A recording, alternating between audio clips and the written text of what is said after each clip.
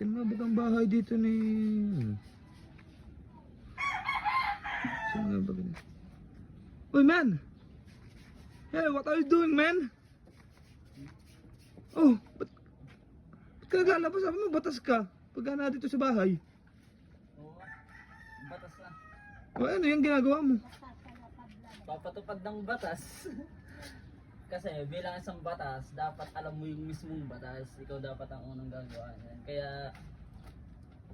pinapakita ko sa kanila kung paano yung proper na paggawa ng batas.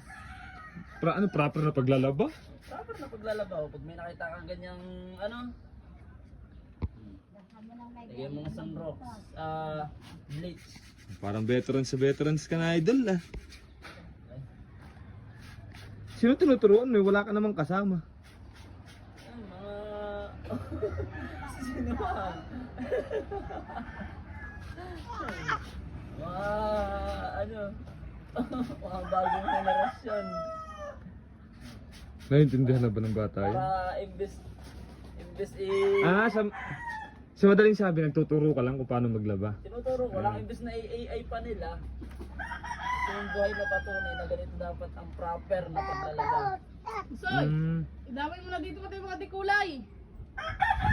Oh, Lagay mo dyan ng maayos yung dekulay at akong bahala dyan. Papakita ko sa inyo yung proper na paglalaba ng dekulay. boss, parang iba yan ah. Parang hindi kaya ata nagtuturo, parang sigurado ka. Yan talaga. Para masaya. Soy, So, idamay mo. Boss, ang dami mong ituturo ah. Idamay mo na to ha. Isang puno boss, tuturo mo ah. huwag yung babawasan yan ha. Idamay nyo na rin yung kanati Jopay. Dami mong ituturo boss ah. Kasi, papakita lang natin sa mga babae kung gaano tayo kamanli. Aba, parang baliktad na ang panahon ngayon. The Explorer is... Lalaki naglalaba. Babae na. Babae nag-iigib. Yan ang tinatawag na equality. Ipakilala mo naman mahal kung sino yun. Sabi mo yan si Charo Santos. Equality.